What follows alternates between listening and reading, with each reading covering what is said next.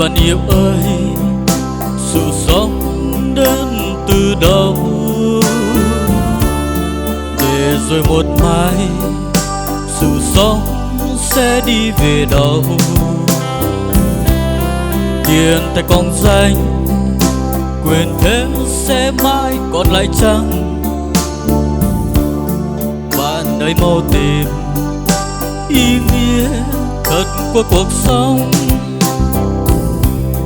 Này bạn yêu ơi, cuộc sống ngắn ngủi làm sao?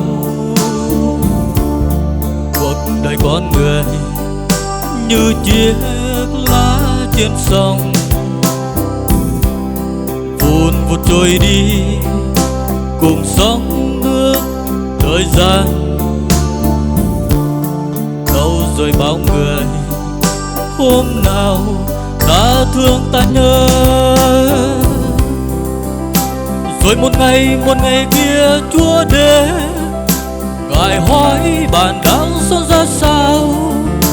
Rồi một ngày kia Chúa đến ngài hỏi bạn đang sống thế nào.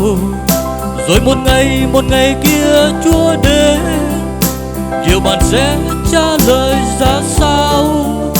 Vậy thì giờ cuộc đời trao giao phó, hiện nay bạn đang sống thế nào?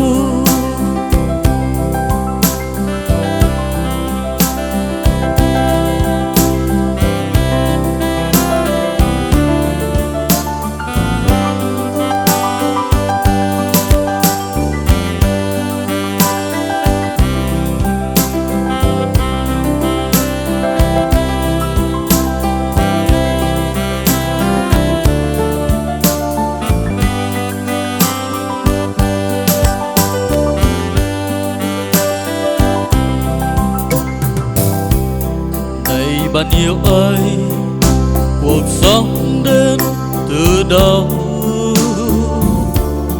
để rồi một mai cuộc sống sẽ đi về đâu. Vun vút trôi đi cuộc sống nước thời gian.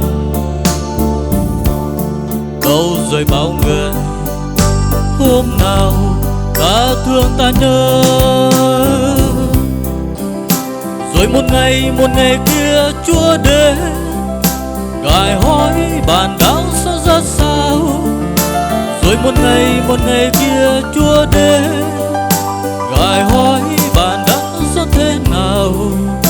Rồi một ngày kia Chúa đến liệu bạn sẽ trả lời ra sao.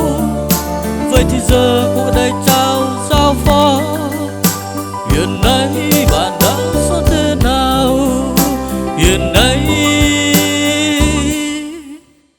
bạn đang sống thế